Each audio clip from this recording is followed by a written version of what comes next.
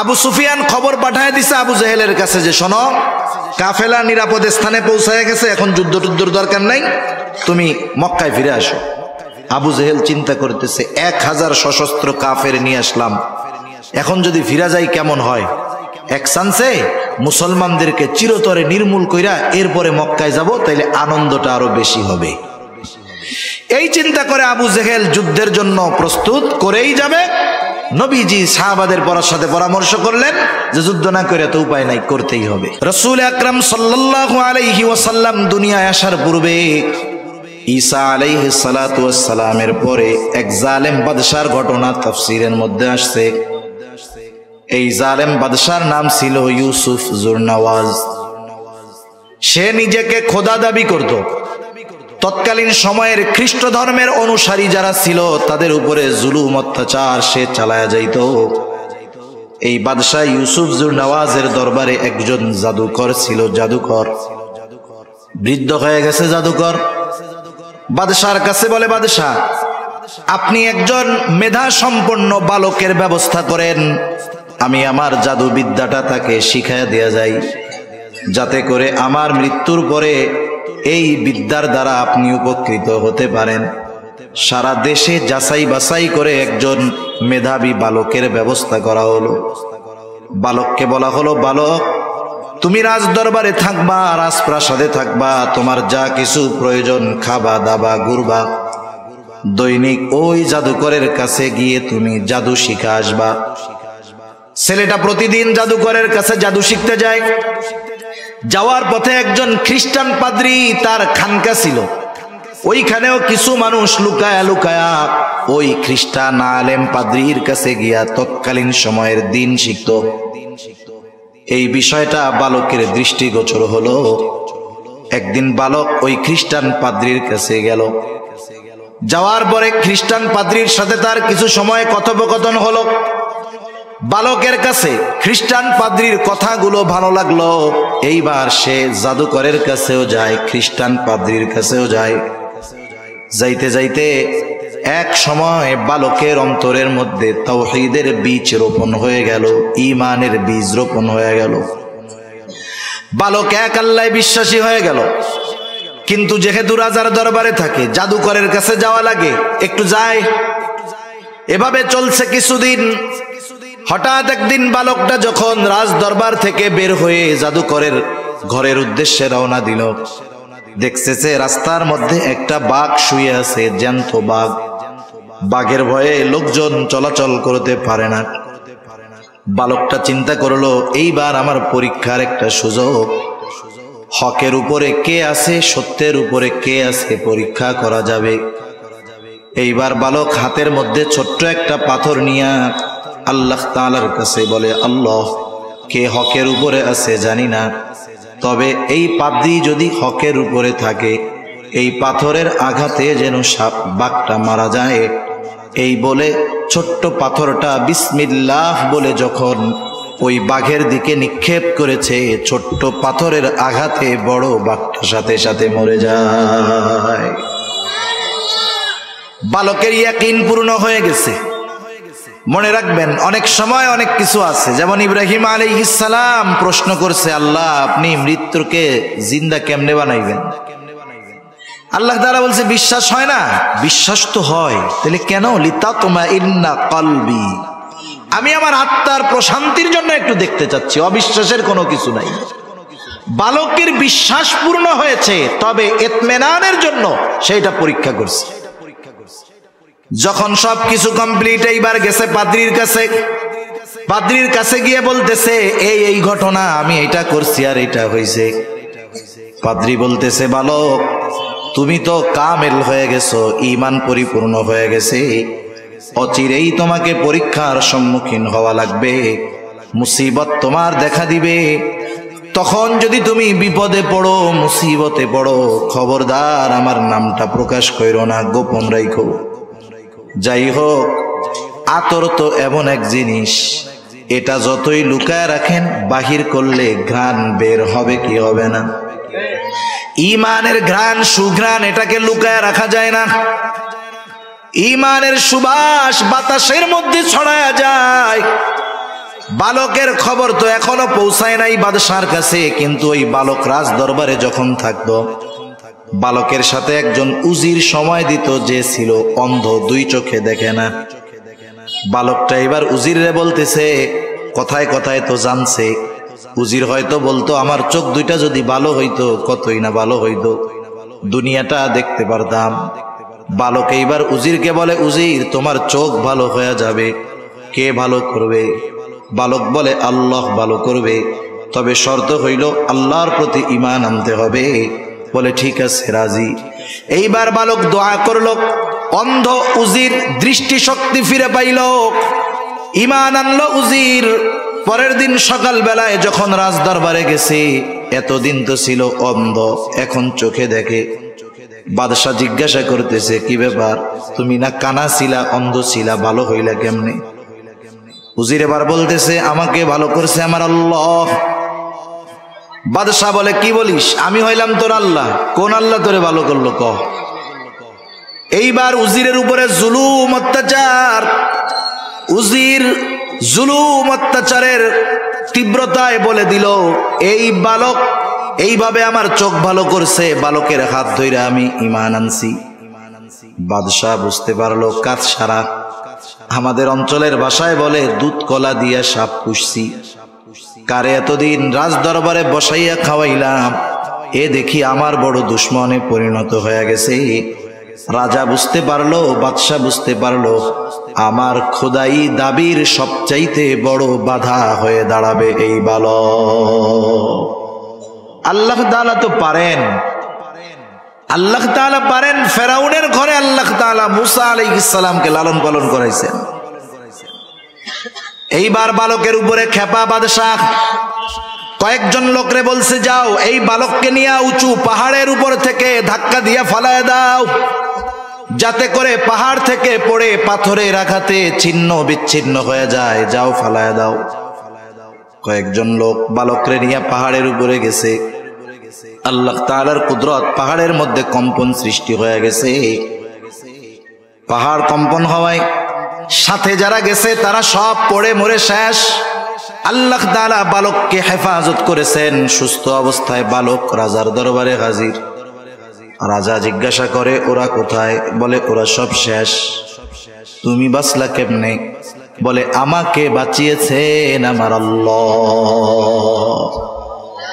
যেই বেটা নিজে খোদা হইতে চায়, ওর সামনে যদি আর একজন আল্লাহর কথা বলে, ওর খুব ভালো লাগবে না? ভালো লাগবে। ওই আল্লাহ শব্দটা ওর বুকে তীরের মতো যায় লাগতেছে। এইবার আর এক গ্রুপরে বলছে, যা একে গভীর সমুদ্রের মধ্যে নিয়ে গিয়ে ফালায়া দিবি। মনিটরের আওয়াজটা একটু ছেড়ে দিতে বলেন।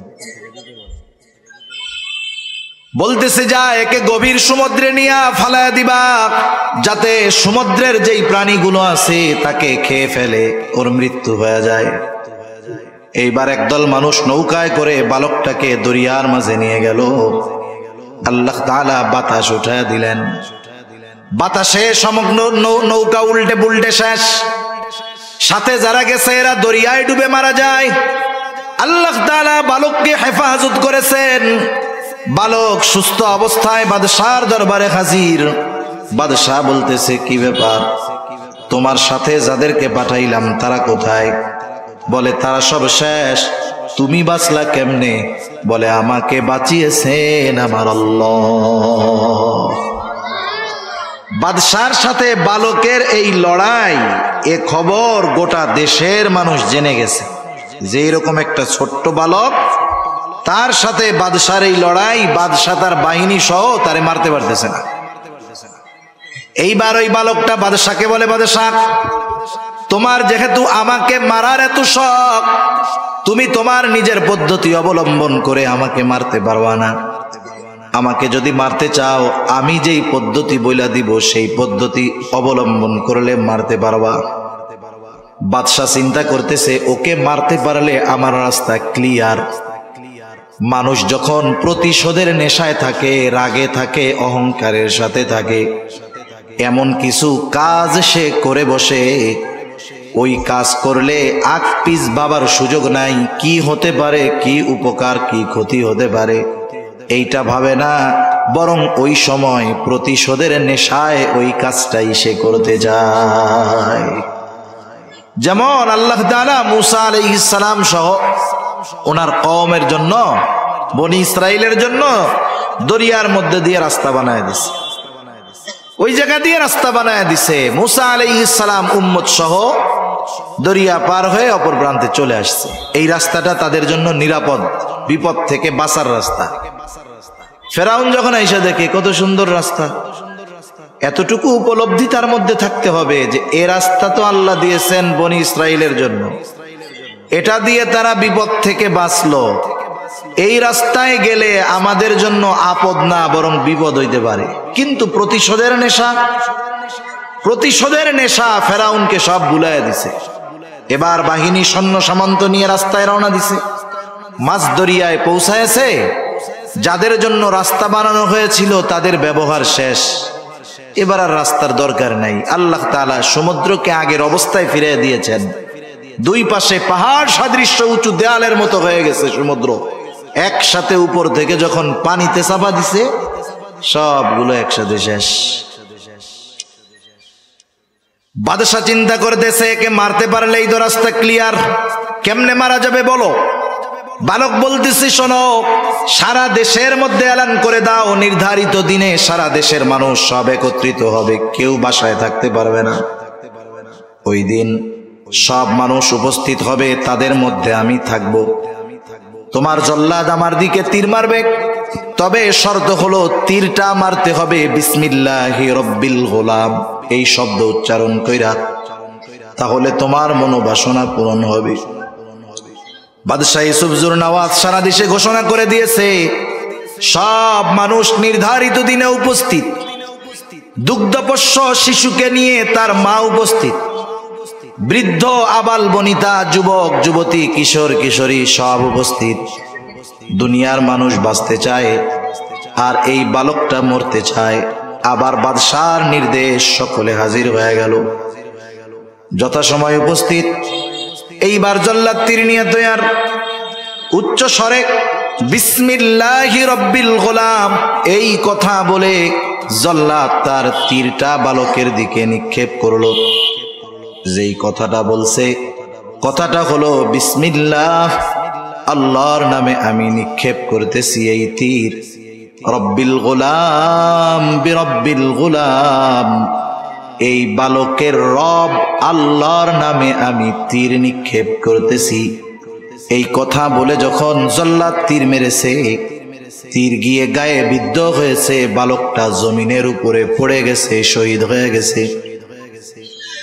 সব উপস্থিত মানুষ যখন এটা দেখছে, তারা কি করলো? বালক মরে গেছে, শহীদ হয়ে গেছে, নিষ্প্রাণ হয়ে গেছে দেহটা।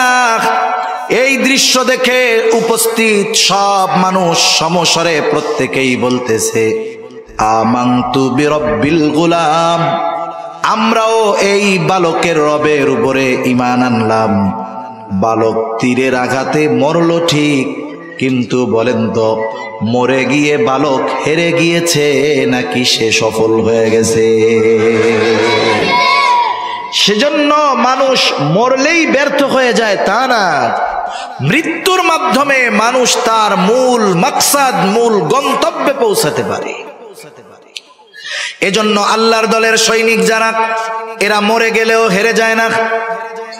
ফিলিস্তিনে যারা মরতেছে হেরে যায় নাই, আফগানিস্তানে যারা মরেছে হেরে যায় নাই। গোটা দুনিয়ায় জালেমের অত্যাচারে যেই মুসলমানেরা মরে, এরা হেরে যায় না। কারণ ওরা আল্লাহর দল হওয়ার কারণে আল্লাহ তাআলা তাদের বিজয়কে সুনিশ্চিত করে রাখছেন। এজন্যই আল্লাহ তাআলা বলেন, কাতাবাল্লাহু লা আগলিবান্না আনা ওয়া রুসুলি ইন্নাল্লাহা কাওয়িয়্যুন আজিজ। তাহলে আল্লাহর দল হলে বিজয় সুনিশ্চিত, আল্লাহর দল হলে বিজয় সুনিশ্চিত। এইবার শেষ আয়াতের কিছু কথা অল্প সময়ের মধ্যে শেষ হয়ে যাবে ইনশাআল্লাহ। এই আয়াতটা আপনাদের খেদমতে বলার আগে এই আয়াতের একটা শানে নুজুল আছে। শানে নুজুল হইল এই আয়াত নাজিল হওয়ার কারণ। শানে নুজুল জানা থাকলে ওই আয়াতের বিষয়টা সহজে বোঝা যায়। যে আল্লাহ তাআলা কেন বলতে চাচ্ছেন, কোন কারণে আয়াতটা নাজিল করলেন। তা শানে নুজুলটাকে আমি একটু বলবো, কষ্ট হইতেছে না তো আপনাদের? আচ্ছা, বদরের যুদ্ধের সময়, বদরের যুদ্ধটা হলো এমন এক যুদ্ধ যেই যুদ্ধ কাফেররা পায়ে পাড়া দিয়ে আইসা যুদ্ধ করছে, পায়ে পাড়া দিয়ে আইসা যুদ্ধ করছে। ইতিহাস বলে যে মুসলমানেরা যুদ্ধ করার জন্য যায় নাই, কাফেলা আক্রমণ করার জন্য গেছে, ঝাটিকা আক্রমণ। আর কাফেররাও মূলত আসছিল আবু সুফিয়ানের ব্যবসায়ী কাফেলাকে শত্রুদের হাত থেকে বাঁচানোর জন্য। আবু সুফিয়ান খবর পাঠায় দিছে আবু জেহেলের কাছে যে শোনো, কাফেলা নিরাপদ স্থানে পৌঁছায় গেছে, এখন যুদ্ধ টুদ্ধর দরকার নাই, তুমি মক্কায় ফিরে আসো। আবু জেহেল চিন্তা করতেছে 1000 সশস্ত্র কাফের নিয়ে আসলাম, এখন যদি ফিরা যাই কেমন হয়, এক চান্সে মুসলমানদেরকে চিরতরে নির্মূল কইরা এরপরে মক্কায় যাব, তাইলে আনন্দটা আরো বেশি হবে। এই চিন্তা করে আবু জেহেল যুদ্ধের জন্য প্রস্তুত করেই যাবে। নবীজি সাহাবাদের সাথে পরামর্শ করলেন যে যুদ্ধ না করে তো উপায় নাই, করতেই হবে। এ যুদ্ধটা সাধারণ যুদ্ধ ছিল না, এ যুদ্ধে বাবা ছেলের বিরুদ্ধে যুদ্ধ করেছে। আবু বকর সিদ্দিক রাদিয়াল্লাহু তাআলা আনহুর ছেলে আব্দুর রহমান, তার বিরুদ্ধে আবু বকর অস্ত্র ধারণ করেছে, যদিও পরে সে মুসলমান হয়েছে। এই যুদ্ধের একজন মুজাহিদ মুহাজির সৈনিক ছিলেন। মুহাজির মক্কা থেকে মদিনায় হিজরত করে আসছেন একজন মুহাজির সাহাবী, তার নাম হলো আবু উবাইদা ইবনুল জাররাহ। আশারায়ে মুবাশশারা, আল্লাহ তাআলা যেই 10 জন স্পেশাল সাহাবীর নাম ঘোষণা করেছেন, তাদের মধ্যে একজন হলো আবু উবাইদা। এই আবু উবাইদার নাম কেন এই স্পেশাল লিস্টের মধ্যে আসলো সেটাও বুঝতে পারবেন। আবু উবাইদা যুদ্ধের ময়দানে গেছে, যুদ্ধ চলতেছে। আবু উবাইদার বাবার নাম হলো জাররাহ, সে কাফেরদের পক্ষে যুদ্ধ করার জন্য আসছে। হঠাৎ আবু উবাইদার নজর গেল একটা লোকের দিকে। কি ব্যাপার? ও একটু পরপর রাসূলের দিকে আক্রমণ করতে চায়। আবু উবাইদা ভালো মতো খেয়াল করে দেখে ওই লোকটা হলো তার বাবা জাররাহ। আবু উবাইদা কাফেরদের সাথে লড়াই করতেছেন আর বাবাকে দেখছে। দেখার পরে বাবার মহব্বত অন্তরের মধ্যে জাগ্রত হয়ে গেছে।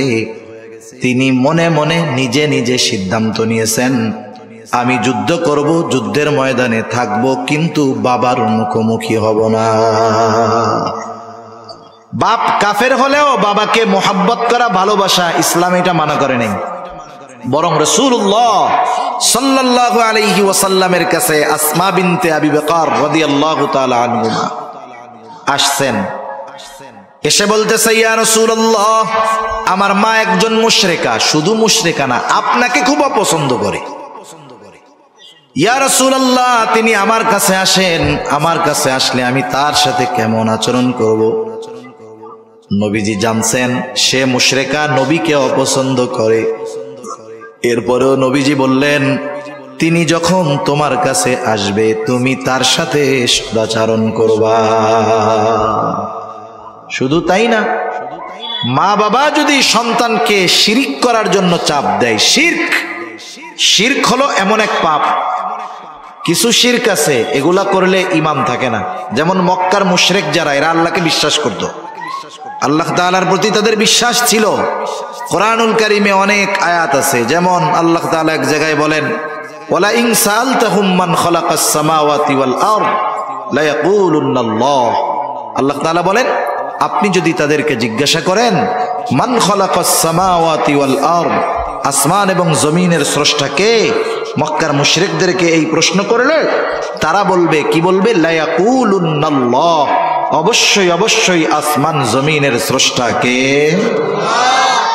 মক্কার মুশরিকরা আল্লাহকে বিশ্বাস করত, কিন্তু কিছু শিরকের কারণে তারা বেঈমান, তাদের ঈমান শেষ। মনিটরের আওয়াজ আরো ছাড়তে হবে। তা দেখেন, কাফেরও যদি হয় মা বাবা, ভালোবাসাতে দোষের কোনো কিছু নাই। আবু উবাইদা চিন্তা করছে, বাবা লুকায় লুকায় থাকি, মুখোমুখি হব না। যুদ্ধ চলতেছে। আবু উবাইদার বাবা জাররাহ চিন্তা করতেছে নবীজির উপর আক্রমণ করবে।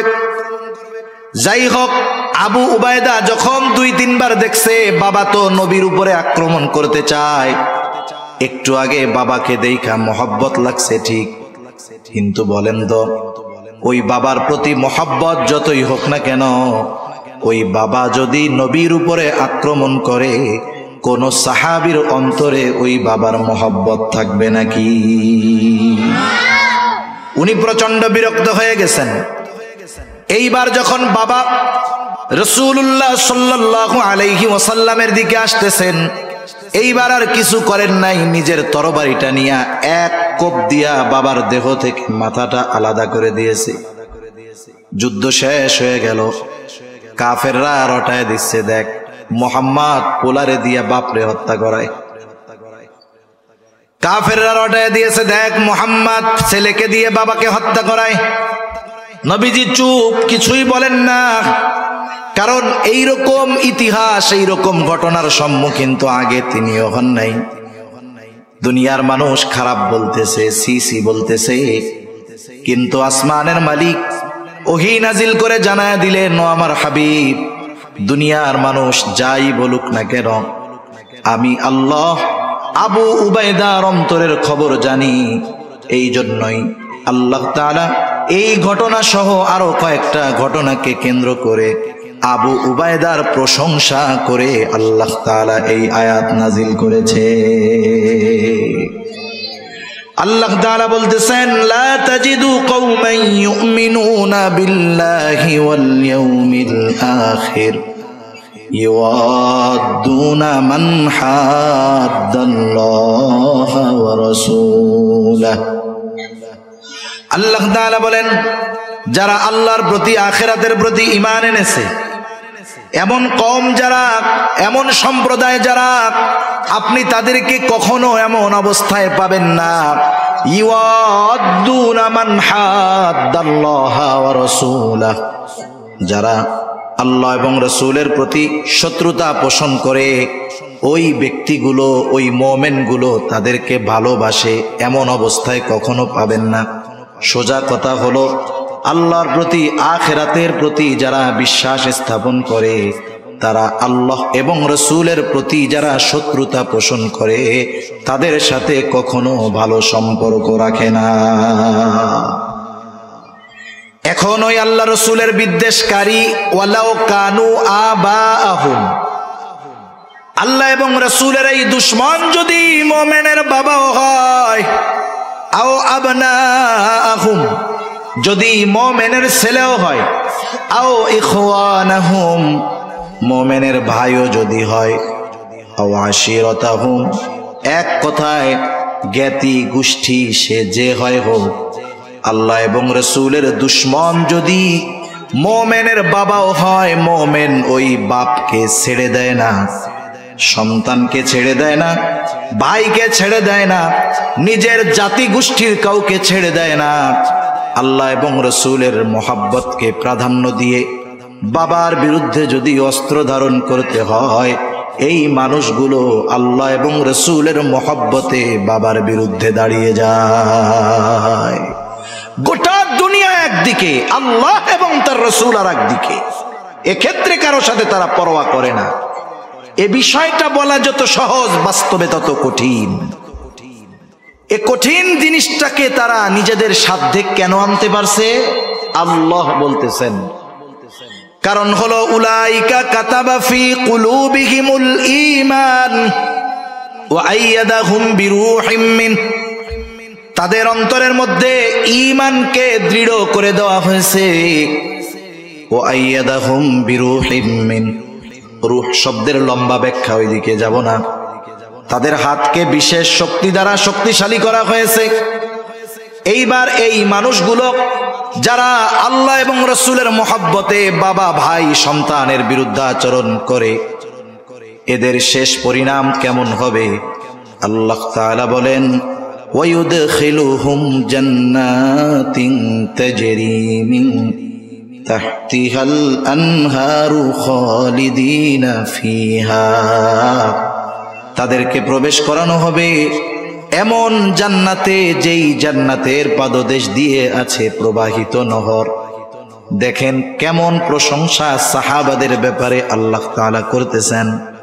আল্লাহ তাআলা এরপরে বলেন, রাদিয়াল্লাহু আনহুম ওয়া রাদু আন, আল্লাহ তাআলা এমনটা বলেন নাই যে তারা আমার উপরে সন্তুষ্ট, আমি তাদের উপরে সন্তুষ্ট, এটা বলেন নাই। আগে বলছেন রাদিয়াল্লাহু আনহুম। তাদের ব্যাপারে মানুষ যা বলে বলুক, আল্লাহ তাদের উপরে সন্তুষ্ট। সুবহানাল্লাহ। আল্লাহ আগে বলতেছে, আগে আমি সন্তুষ্ট তাদের উপরে। আল্লাহ তাআলা বলেন রাদিয়াল্লাহু আনহুম ওয়া রাদু আন। আল্লাহ তাআলা তাদের উপরে সন্তুষ্ট, তারাও আল্লাহর উপরে সন্তুষ্ট। এই যে বাবার বিরুদ্ধে কঠোর, সন্তানের বিরুদ্ধে কঠোর, ভাইয়ের বিরুদ্ধে কঠোর, এই মানুষগুলো কারা? আল্লাহ তাআলা বলেন উলাইকা হিজবুল্লাহ। এই গুণে গুণান্বিত মানুষগুলাই হলো আল্লাহর দলের লোক। আর আল্লাহ তাআলা বলেন আলা ইন্না হিজবাল্লাহি হুমুল মুফলিহুন। আর আল্লাহর দলের লোক যারা, আল্লাহ তাআলা বলেন সফল হলো তারা। সফল তারা যারা আল্লাহর দলের লোক। সফলতা কোথায়? আল্লাহ তাআলা বলেন ফামান যুহজিহা আনিন নার ওয়া উদখিলাল জান্নাতা ফাকাদ ফাজ। জাহান্নাম থেকে বাঁচায়া জান্নাতে যাকে ঢোকানো হবে সে হলো সফল। আর জান্নাতে ঢুকতে পারবে একমাত্র তারা যারা দুনিয়াতে আল্লাহর দলের লোক ছিল। আল্লাহ সুবহানাহু ওয়া তাআলা আমাদের সবাইকে তার দলের লোক হওয়ার তৌফিক দান করেন। সকলে বলি আমিন। ওয়া আখিরু দাওয়ানা আনিল হামদুলিল্লাহি রাব্বিল আলামিন। আসসালামু আলাইকুম ওয়া রাহমাতুল্লাহি ওয়া বারাকাতুহু। দুরূদ শরীফ বলি আল্লাহুম্মা সাল্লি আলা মুহাম্মদ ওয়া আলা আলি মুহাম্মাদিন কামা সাল্লাইতা আলা ইব্রাহিম ওয়া আলা আলি ইব্রাহিম ইন্নাকা হামিদুম মাজিদ। اللهم بارك على محمد وعلى آل محمد كما باركت على إبراهيم وعلى آل إبراهيم إنك حميد مجيد. الحمد لله رب العالمين والعاقبة للمتقين والصلاة والسلام على خير خلقه محمد وعلى آله وأصحابه أجمعين. ربنا ظلمنا أنفسنا وإن لم تغفر لنا وترحمنا لنكونن من الخاسرين. ربنا آتنا في الدنيا حسنة وفي الآخرة حسنة وقنا عذاب النار. খোদাময় আল্লাহ, দীর্ঘ রাত পর্যন্ত দিনই আলোচনা করার পরে গুনাহ মাখা হাত আমরা তুলে ধরেছি। আল্লাহ, আপনি আমাদের বিগত জীবনের সকল কবিরা সগীরা গুনাহগুলো মাফ করে দেন। আমাদের আত্মীয় স্বজন যারা বেঁচে আছে, দুনিয়া ছেড়ে চলে গেছে, আল্লাহ সকলকে আপনি মাফ করে দেন। আয় আল্লাহ, খাস করে আজকের এই মাহফিল কবুল করে নেন, গত দিনেরটাও কবুল করে নেন। আরো একদিন বাকি আছে, সুন্দরভাবে আপনি এই মাহফিল সমাপন করার তৌফিক আল্লাহ আপনি দিয়ে দিয়েন। মাহফিলকে এলাকার হেদায়েতের জরিয়া বানায় দেন। আল্লাহ, যা কিছু আলোচনা হয়েছে হবে, সকল কথাগুলো, অপ্রয়োজনীয় কথাগুলো জেহেন থেকে মুছে দিয়ে প্রয়োজনীয় কথাগুলো স্মরণে রেখে আমলের কথাগুলো আমলে পরিণত করার তৌফিক আল্লাহ আপনি দিয়ে দিয়েন ইয়া রাব্বাল আলামিন। খাস করে এই মাহফিল কামিয়াবির জন্য যারা অর্থ দিয়ে, শ্রম দিয়ে, সময় দিয়ে, সৎ পরামর্শ দিয়ে বিভিন্নভাবে সহযোগিতা করেছে, আল্লাহ সকলের সকল প্রকার সাহায্য সহযোগিতা আপনি কবুলের মঞ্জুর করে নেন। আল্লাহ, কে কোন আশায় সহযোগিতা করেছে আপনার জানতে বাকি নাই। প্রত্যেকের মনের নেক চাওয়া, নেক আশা আপনি কবুল করে নেন ইয়া রাব্বাল আলামিন। খাস করে আমরা যারা হাত উঁচু করেছি, আমাদের মধ্যে যাদের মা বাবা দুনিয়া ছেড়ে অন্ধকার গহীন কবরে চলে গেছে, আল্লাহ গুনার কারণে যদি কারো মা বাবার কবরে আযাব হয়, কবরের আযাব মাফ করে দেন। কবরকে আপনি জান্নাতের টুকরো বানায় দেন। কিয়ামতের দিন হিসাব সহজ করে জান্নাতের ব্যবস্থা আপনি করে দিয়েন। যাদের মা বাবা বেঁচে আছে, সুস্থ দীর্ঘ নেক হায়াত আল্লাহ আপনি দিয়া দেন ইয়া রাব্বাল আলামিন। যারা অভাবে আছে, অভাব দূর করে দেন। যারা ঋণগ্রস্ত আছে, ঋণ পরিশোধের তৌফিক দিয়া দেন। আল্লাহ, আমাদের সকলের রিজিকের মধ্যে প্রশস্ততা দান করেন। বরকতময় হালাল রিজিক উপার্জনের তৌফিক দিয়া দেন। বেকার যারা আছে, উত্তম হালাল কর্মসংস্থানের ব্যবস্থা করে দেন ইয়া রাব্বাল আলামিন। বেনামাজিদের নামাজি বানায় দেন। সুন্নাতবিহীন মানুষগুলোকে আপনি সুন্নাতওয়ালা বানায় দেন আমাদের স্ত্রী সন্তান আমাদের জন্য চক্ষু শীতলকারী হিসাবে কবুল করে নেন। তাম দুনিয়ার সকল মুসলমানদের জানমাল ইজ্জত আল্লাহ আপনি হেফাজত করেন। ইসলামের দুশ্মন শত্রুদের হেদায়েত দেন, না থাকলে আল্লাহ তাদের ব্যাপারে আসমানি ফয়সালা নেন।